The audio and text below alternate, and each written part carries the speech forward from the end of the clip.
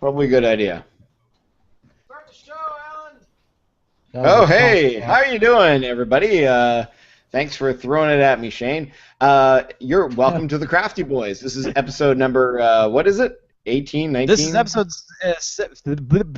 what you said. 18 or 19. It's No, it's 18. apparently It's we don't definitely 18. know. It's 18. It's It's 18. I episode know that. 18. And so what we do is we take beer and we drink it. And then we say whether or not we liked it. And then we talk about other stuff, like Canadian man stuff. That's Twitter hashtag Canadian man stuff. With us, we have over in Vancouver on the mainland, the big land thing that the ferries go to that cost too much is this guy wearing a red shirt. What's your name, dude? My name is Shane, and of course I am here. And usually I open the show, but I had to go get my glass and my Hey, bottle okay, opener. now shut up. So Shut up. Okay. You ever watch Morton Downey Jr.? That's my style, okay? And then also over on the mainland, we've got the guy with the dark background. Who are you? I'm guessing you're talking about me. That would be Yeah. Rock Brewing, and Okay, yeah. shut up. All right. Okay. Next. And then in the middle of nowhere, Fucker.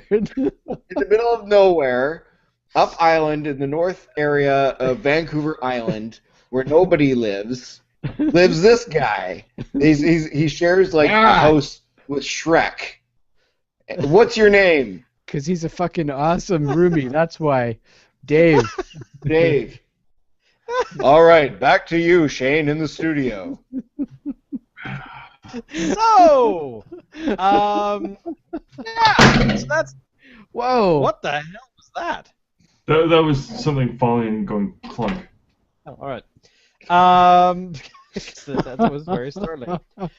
All right, so hi. We're of course the Crafty Boys, as Alan mentioned. I'm Shane, Dave, Locke, and Alan, and the red shirt that he made mention of is not a shirt that's going to get me killed anytime this episode, but it's actually the Great Canadian Beer Fest. Keep calm and beer on. Oh, nice. I forgot about that shirt. Yeah, this shirt kicks ass. So I decided to bring it out today just for the show because I thought, hey, why not? This week we're going to the prairies. We're going to the other side of the mountains. We're going to some place that there's snow and stuff. And but this is the Big Rock Hollow Tree. Now this is a like a Pacific, was it they call it? Yeah, they actually call it Pacific Northwest, but it's a red ale, so it's something kind of like who else makes a red ale out here? Red Racer and a couple other people, and yeah, so they're pretty good. And I've got big hopes for this because I've been a fan of Big Rock, although not as long as somebody here who lived quite a while in Calgary. Okay, Rock? so what's notable about this is that this is not an Alberta product. This is a Vancouver product by Dun dun. Vancouver's own Big Rock Brewery, because Big Rock from Calgary, or just outside of Calgary, if we're talking about the rock itself, have decided that they're going to open, well, they have decided and have opened a brewery here in Vancouver. And yeah, it's on Alberta Street, which I think is a nice touch. Have you actually been to the brewery? Is there any? I haven't visited them yet, but I intend to at some point. I think we should check that out because it's not that far from where you are, and it's walkable from here. So Now, is this an expansion of their Alberta operations, Yes. or are they actually moving from Alberta to BC? Not exactly either. I mean, it's closer to the first one. It's not. They're not making exactly the same product as the Alberta brewery. It's a Vancouver brewery making Vancouver product, different product than they've got in Alberta. But yeah, I mean, the Alberta brewery is still thriving, doing what they do out there. You know, if you've ever had a grasshopper, I'm sure you'll be having more of those if you live in Calgary. But yeah, no. So this is what I find interesting about this. So what they've called this Hollow Tree beer here is a Pacific Northwest Red Ale. Crafted, this is written on the bottle, crafted in Brewery Creek, Vancouver, BC. So By who? part of Really? what I find interesting about all this, if there weren't legitimately, objectively, something going on with Pacific Northwest, and I'm talking most specifically about Vancouver here, as well as maybe Portland, because a few people have heard of Portland. If there weren't something seriously going on, Cascadia-wise, in terms of beer right now, why would they be doing this? Like, it's clearly an act of recognition amongst other things, but they've done it, I think, in a classy way. Like, moving to Alberta Street, nice. So I'm dying to find out what this is like. Are you guys ready to crack it? I'm ready to crack absolutely. mine. Let's do I it. have got of course, the ceremonial beer opening penis. Nice. So I'm ready to crack mine open here. I'm gonna. Yeah, there we go. Oh yeah. All right. The smell. What It is the smell? smells really good. Like, it's got a very, very strong smell. It smells like citrus, grapefruit, flowery aroma. You know Has what to it be almost hot. tastes like? It kind of tastes like, it's almost got like a red wine kind of aroma. That is true. That is kind of what it's like. Actually, you want to know what I mean, this is not like a strong smell, but it evokes, I'm not going to quite say it smells of, but it evokes cedar. It does evoke cedar. Yeah. Okay, I'm gonna do my pour here. All I get right. the pour on camera. Here we are. Make sure this is a red ale. And That's a pretty deep color. I mean, there we go. Yeah. you can't even see through it. Yeah, it's not as translucent as some of the ones we've had, and yeah, that's not bad. I like this. This is a good thing. All right, Dave, you opened yours. Oh, Dave's already drinking. He's pounding his back. I touched it, motherfucker. Got some good head though. Wow, that's like drinking a gingerbread cookie. What? That's the first thing my taste buds are telling me. Really? Gingerbread cookie. Just slightly, not a lot, just a little bit. Yeah, a little bit of forwards. I I'm mean, it's not an aftertaste, but I'm not talking like full-on Christmas. I'm talking just slightly. I like this. Oh my God, do I like this? Why are we not drinking 10 of these right now? well, we're drinking 4. I think that's This is pretty a good. point. I agree. I like it. It's a little bit more bittery than I was expecting. Yes. But I think that's in answer to the fact that it knows, what district it's in. mm,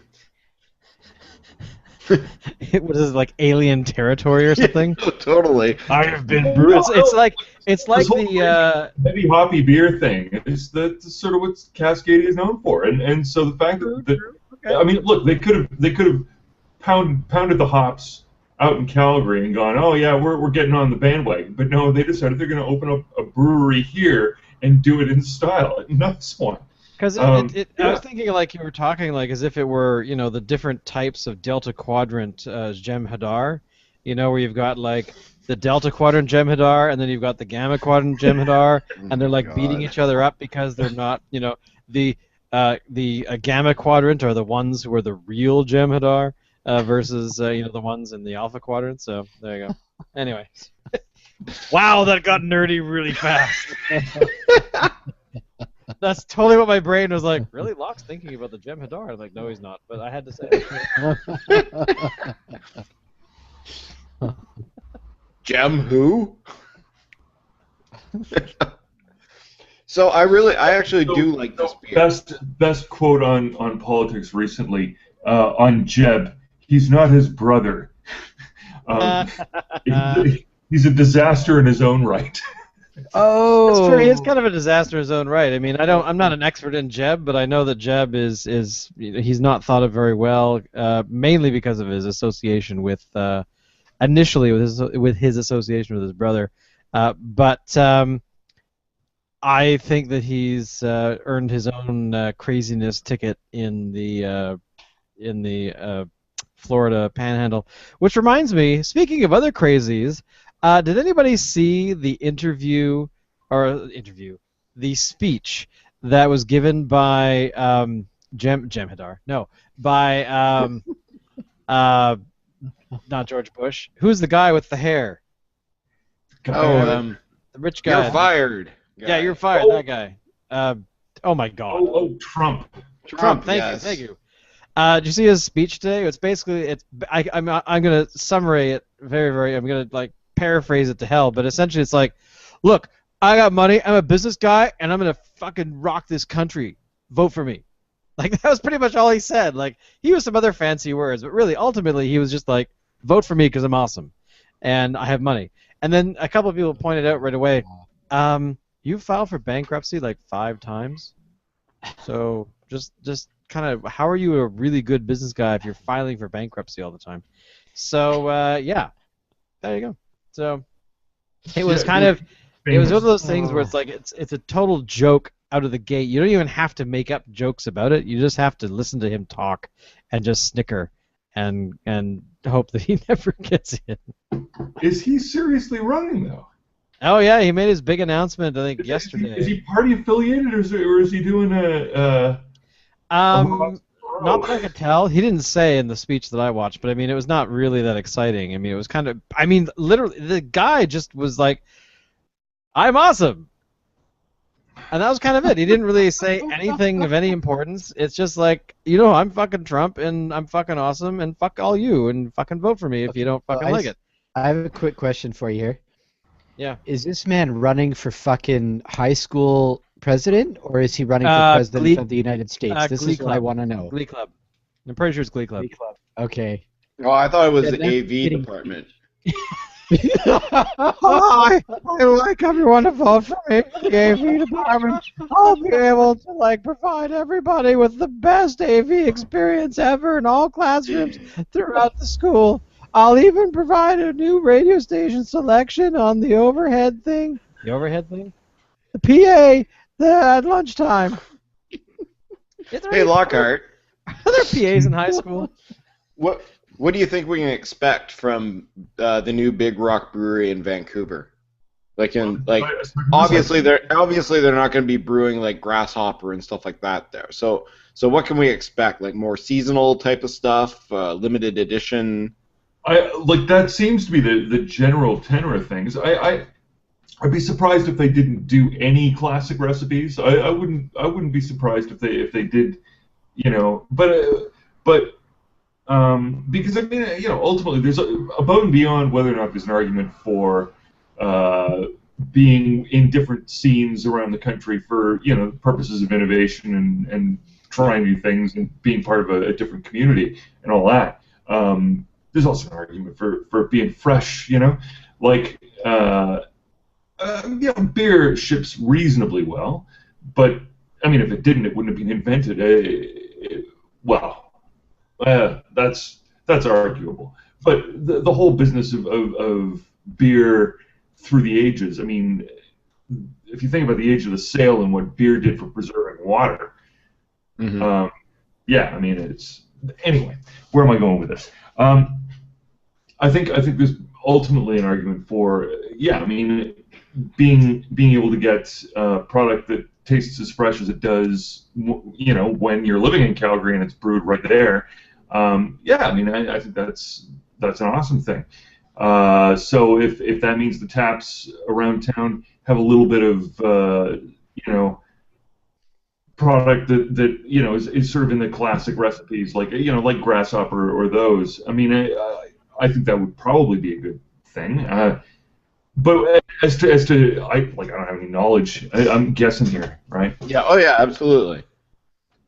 Now, of course, do you guys actually understand what the reference is to the hollow tree, by the way? No, I don't. not at all. I'm asking. Yes, that's Stanley Park.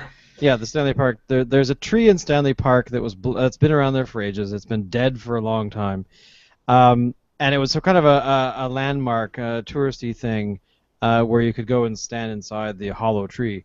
Of course, the damn thing blew over in the storm of 2011 or 9. I can't remember when that storm came through. The storm of 2011. The storm of 2011. Let me Gather around, I'll tell you, spin you a yarn. There's these winds that came in down through the waters, and they blew a bunch of the trees over, and this resulted in the taxpayers of Vancouver to pay millions of dollars to prop up a tree that fucking fell over in a storm that should have fallen over 40 years ago. So anyway, yeah, we spent a whole bunch of money to give it basically a crutch to lean on, and so that people could still enjoy the hollowness of it, which is very crazy and weird. But hey, whatever, it's a landmark, and Big Rock has all the rights in the world to reference the hollow tree because it is kind of a ridiculous thing for our city. But what can you do? So we all like the color, we all like the flavor. I'm really jiving on the flavor. I gotta say, this is probably the best Beck Rock. Whoa, what's in this? Big Rock that I've had in quite some time. Well, actually, I mean, I haven't had anything from Big Rock since I had some grasshopper when I went to a wedding in Lethbridge quite a few years ago. But I really enjoyed the grasshopper then. Mind you, I was kind of pickled. But yeah, I'm really liking this. I'd be interested to see if they're going to be at Beer Fest this year. Yeah, I would hope so. Yeah, I mean, which reminds me, are we all going to Beer Fest, gentlemen? We better be. Tickets go on sale next month, so we better be. I'm down with giving it a shot. Good. I've never been. Right on. Excellent. So well, I'm sure you'll be there. I'd be interested to see if they have a booth there, and if they have like several varieties, and see what they make available. I'd be interested to see if they have like a special cask that they've put together specifically for that event, because a lot of the breweries do that, and I'd be interested in trying out what they've got. Yeah, well, I mean, they've been trying different things, from the Alberta end of things, like that abandoned abbey. That's their sort of attempt at doing like a sort of a fortified Belgian, and then they got into what was Monkey's Paw. Was it Monkey's Paw? Yeah. I mean, they are playing around with the recipes out there. So yeah, as to what they'll do between now and Beer Fest, it would be nice if they came up with some attention getters, because I always kind of enjoy those. But I mean, as a quality product, it's something that I could drink on a regular basis. I think they're already on the right track. Yeah, I enjoy this. This is really good. So what about you, Dave? You haven't said a whole lot about the beer except you enjoyed the color. But what is the mystery for people in the Comox? What is wrong with me today? The Comox Valley. Is there anything about this beer that they should know about? Well, it's a little hard to find here. It's a little hard to find, but fortunately, it was Cascadia, which is good because we have one here, so it made it easier to find. But god damn it, it still took me a while to find it. It didn't have it. They didn't have it on the wall. I don't know if you have a wall, Alan. Yeah, we have a wall. I actually got the last one. No shit. Well, I couldn't even see this on the wall. I had to look through the fucking free cases, the cold cases. Oh, yeah. And I found it in there. What about you, Locke? Where did you find yours? So I found mine at a BC liquor store. Yeah, I got mine at the BC liquor store. Yeah, it was actually quite easy. It was easy for us to find, probably because it was made here. But I would imagine. But yeah, no, I had no problem at all. I was a bit concerned when I went out to go get it, but mainly because when we were sending emails back and forth that we were talking about, because and for anybody who listens to the show or watches the show, every week we have this quest to find the beer for the week, and we've actually had and it's very strange. We've actually had trouble finding some beer, every 2-3 weeks where we go out, we just can't find it. I think it was a couple weeks ago that myself and Locke couldn't find a damn thing. It was kind of like only on the island. But I mean, I'm not going to pretend to understand how distribution works for alcoholic beverages, but I don't know. I just find it kind of sad that we've had such trouble doing that. And this week was actually it was a charm. It was like, oh, I hope I find this Hollow Tree. I've never really heard of it before. It's brand new-ish, and oh, it's right there. All right, cool. Going home. Yeah, actually, I was kind of surprised when I looked it up online. I was like, oh, I've never seen that before, and I mean, I don't go to the liquor store every day, but I probably go at least once a week, and I'd never seen it before, and suddenly I go and there it is, and I got the last one, so that was good. You also got meant to be. Pardon? You also got that juxtaposed, didn't you? Yeah, I did get it. It's in my fridge. We could do that one next week. Yeah, all right. We'll save that for later. Yeah. Yeah. Yeah, that I didn't see, but I wasn't really looking for it. I was looking for the Hollow Tree first, and I kind of found the Hollow Tree like right away. So I was like, screw it, I'll look for the other one another time. So I'll pick that one up. I actually found the juxtaposed first. Really? Yeah, I found the juxtaposed not first. to drink it, so I didn't want to drink it. So I'm like, I'm gonna find this fucking Hollow Tree if it kills me. Okay, so for next week we are doing Four Winds Juxtapose. All right. Okay, it's already been decided. Done.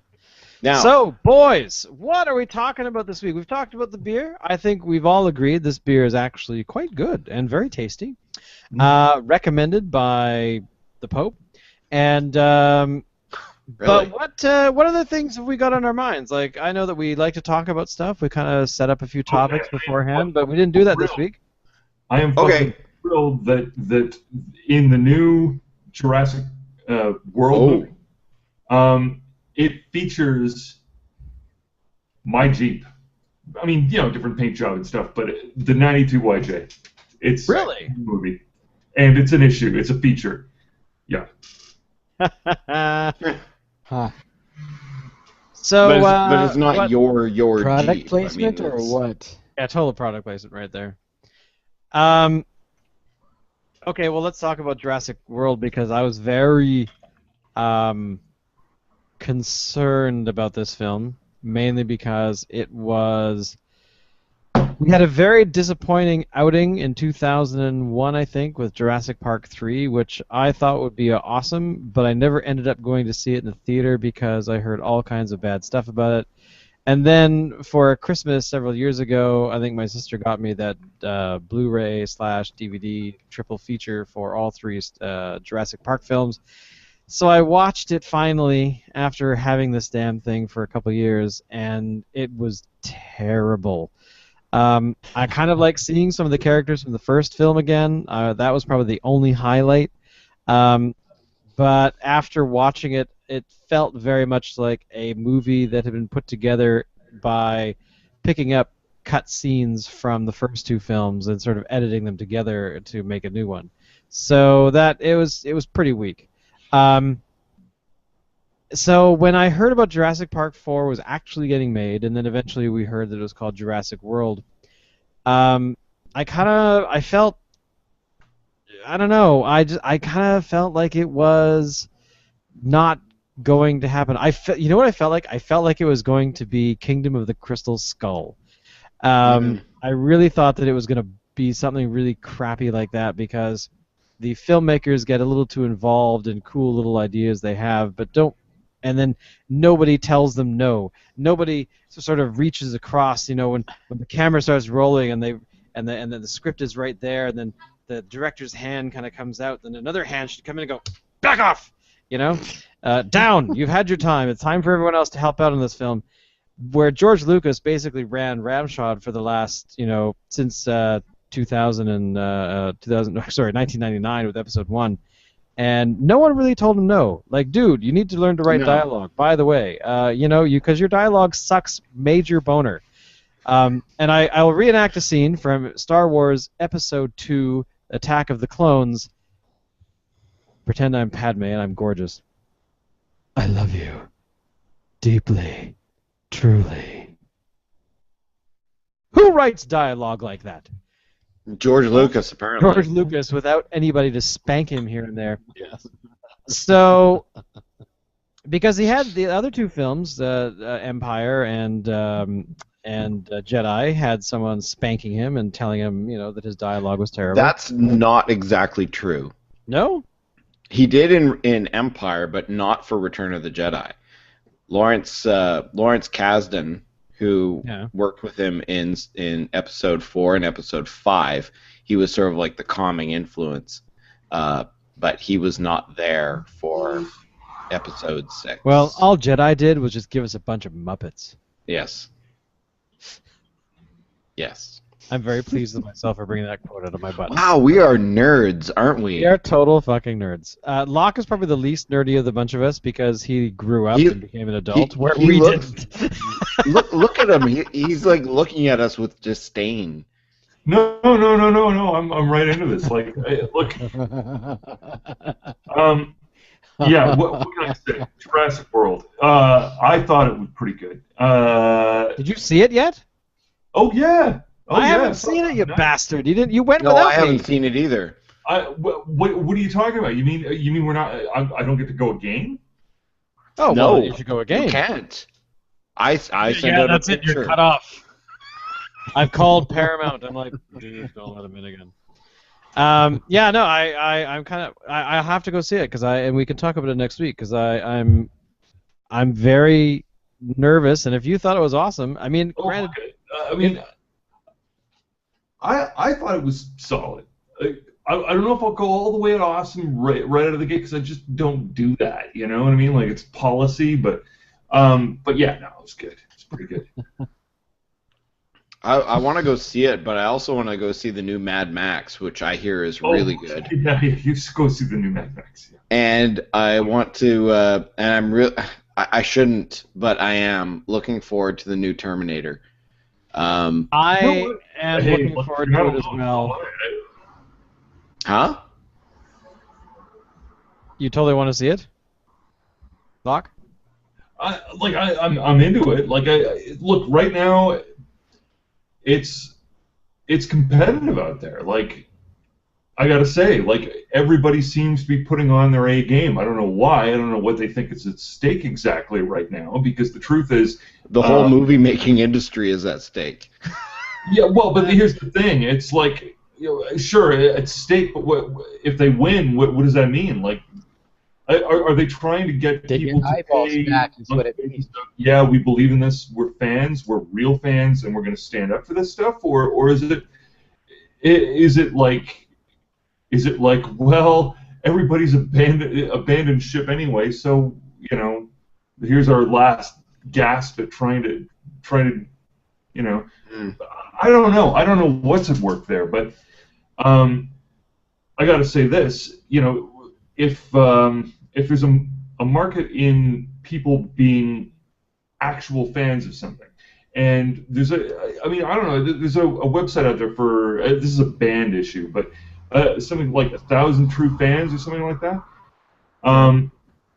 The concept is this: if you've got 1,000 true fans, they will pay for you to survive and keep doing what you're doing. If there's 1,000 people out there that are genuine fans, and every time you do a release or come out with a product, they're like, "Yep, I'm on board. Here's my $20." You're talking Patreon. Yeah, and here's the thing: like, if the model that they're attempting right now in the movie biz is to try to assert fandom, like people won't pay us because they have to anymore, so now they have to want to, and we're going to make them want to. then look, they're going about it with at least a good try on their hands. I think, like, right. I don't know if it'll work, but look, I paid my money to see that movie, and happily so. I tell you, since I've had kids, and I don't know if this is really a kid thing or if it's just a Hollywood thing, but I've probably been to a movie only maybe about 3 or 4 times in the past 10 years, I would say. And wow. This year, there is at least 4 movies alone that I want to and will go see in the theater. Yeah. No. So you agree? There's something going on right now. There's something going on. Yeah, absolutely. And I have to bring it up. Star Wars episode. Exactly. I mean, yeah, well, we're all very interested to see that. I mean, shivers when I saw Han and Chewie going, "We're home." I mean, okay. You know the way I watched that trailer? I watched it once, and then there's this video blogger who's a Catholic priest that I watch periodically because he's hilarious, and holy shit, you think we're nerds? He is hardcore. Yeah, holy shit. But he is, so he recorded himself watching the trailer, and I have never seen a more happy man on the planet. And of course, being a priest, he can't swear or do anything like that, so there's a lot of holy cows in it. Bullshit. We can do that. Well, I'm sure he could, but he wouldn't do it on camera. But, I mean, the guy's brilliant because he does like a weekly nerd geek show fest thing where he talks about all kinds of nerdy things. He's like, okay, yeah, I just totally got back from doing Mass again, so yeah, let's talk about Star Wars, that kind of thing. And it's amazing. So, but yeah, he was elated. He was so incredibly excited. And I certainly hope I look the same way. However, in my opinion, J.J. Abrams crapped all over the Star Trek property. And as much as I wanted to love the Star Trek films, they became action films. They didn't have the heart that Star Trek had. And to insult the character of Khan in such a way, I don't know. He wasn't a villain. He was just kind of a dude who was there for a little while, and then was like, oh yeah, by the way, I'm totally bad. Later on, and it's like, what? You're totally bad for no reason whatsoever. They've given you very little motivation. They've given you one reason, but it's the same thing happened with Man of Steel. Man of Steel had no villain. Man of Steel was a dude who, and he mentions this at the very beginning of the film, I have been programmed to protect Krypton and the people of Krypton. Krypton blows up. He somehow manages to survive. So what is he supposed to do? Not try and resurrect Krypton? Of course he's going to do that. He wasn't the villain, the thief and murderer from the comics, but not to mention really from Star Trek, from Superman 2. He was a jackass. He was a villain. Where these two films have got people that are kind of like, well, back in the 80s when we had these films, we were really badass. But you know what?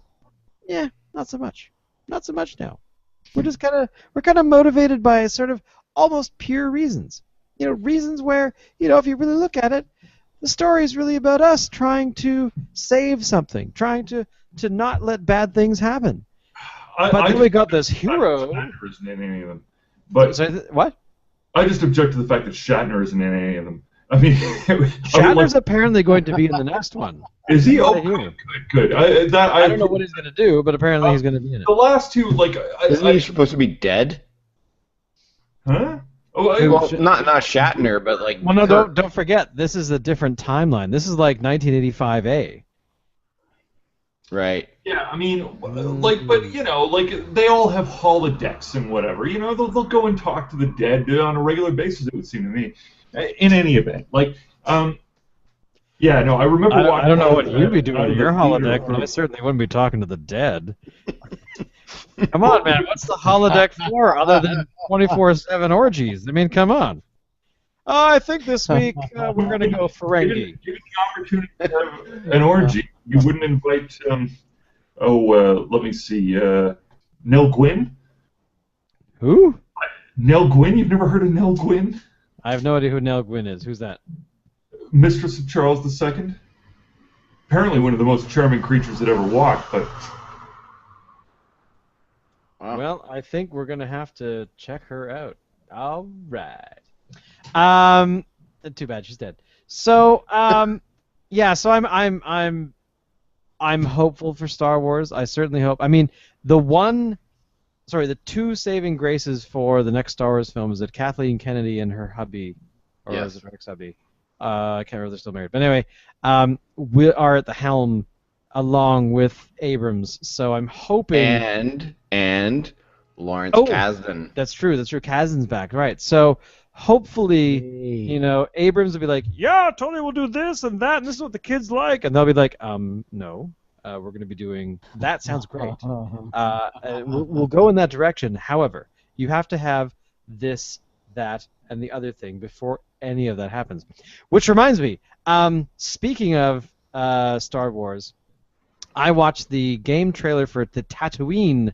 The Tatooine game trailer for Battlefront today. Oh. And it has in the background of the Tatooine co-op map it's crashing during, like, you start out and there's a Star Destroyer and a Mon Calamari thing battling it out above you, and depending on which side wins the map, I guess the Star Destroyer or the Calamari are like going to crash into Tatooine because they get shot down.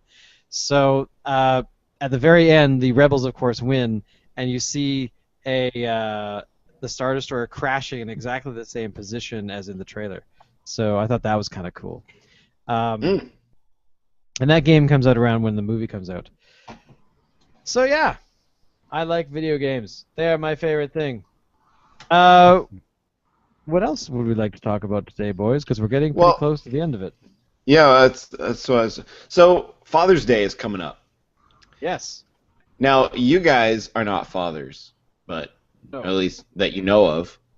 But I am. Locke's hiding his face. I don't know. Maybe. So I was just doing a little bit of looking online for beer-related gifts, and there was this cool company in Vancouver called Brewk, and they have a website, brewk.ca, BREWQUET, and what they do is they sell, instead of like flowers, it's gift baskets with beer for guys. And stuff, like there's other stuff in them, like so they got different ones with different levels. They got like one that's got like a 6-pack of Parallel 49 brews, and it's got like a beer opener and a bunch of nuts and some beef jerky and stuff, and it looks like pretty cool actually. And various prices, and they deliver throughout the Vancouver area. Anyway, I thought that was a pretty cool idea. I was like, hey, I should have thought of that. Wow, what a great business idea.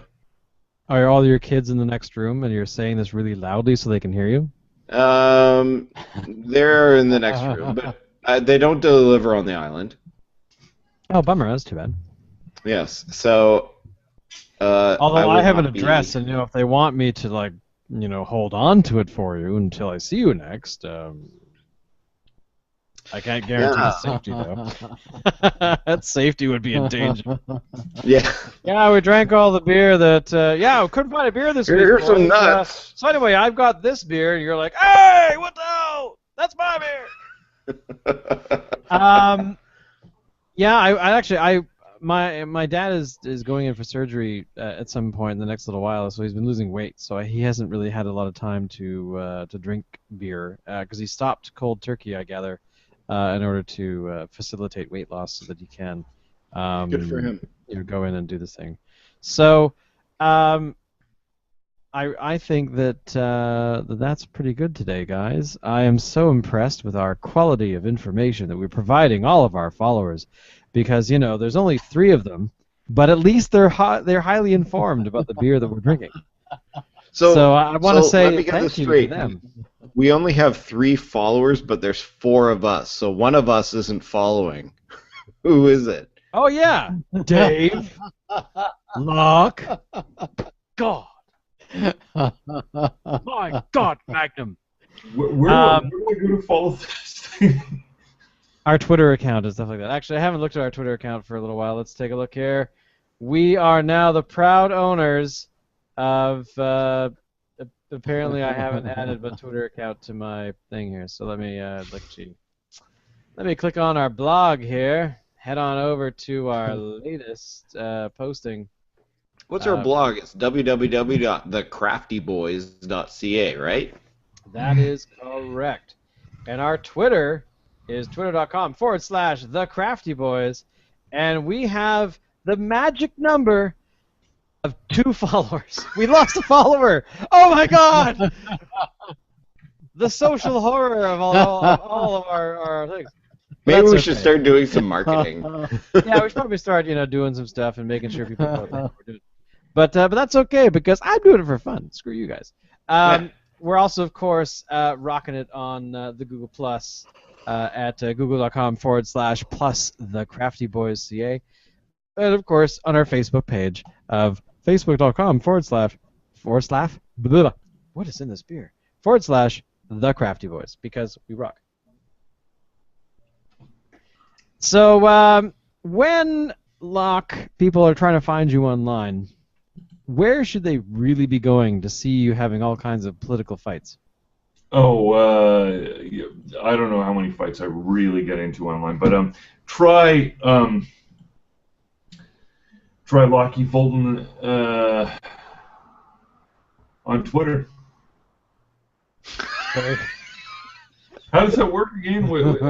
No, that's correct. That's totally correct. Because, by the way, for anybody who wants to link to our Twitter accounts, you will find them down below in the description, and you can click on them and not have to follow Locke's instructions.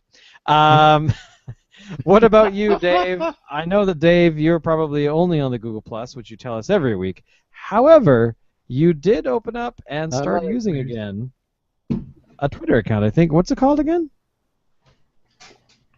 The Fool. That's the PHULE.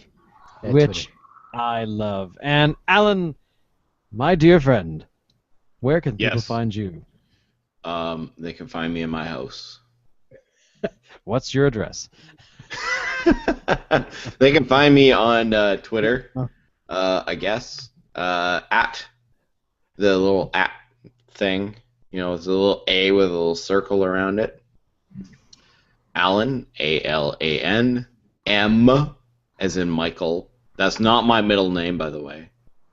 And Ford, like you would find on millions of automobiles. His middle name is Milton. Marvin. Hello. Marvin. With his discombobulator. And of course, I'm Shane, and you can find me, of course, on the Twitters at Shane B. That's Shane B. E.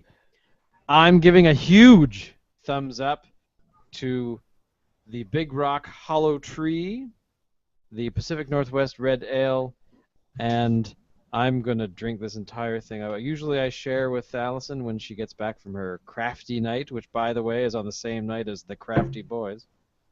But screw her, she's not here. So I'm finishing this entire thing off, and I give it a thumbs up too. It's a good one. Sha-sha.